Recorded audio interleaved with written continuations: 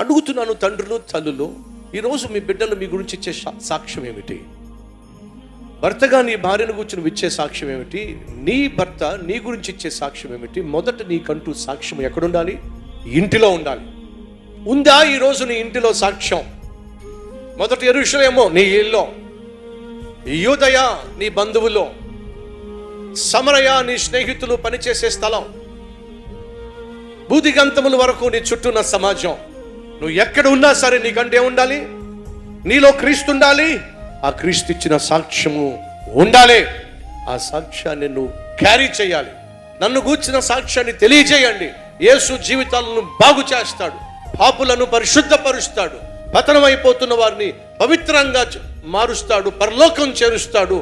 ఆయనకు ఆ శక్తి ఉంది, దానికి నేనే సాక్ష్యము అని వెళ్ళి చెప్పండి. ఇది దేవుడిచ్చినటువంటి పని, బాధ్యత.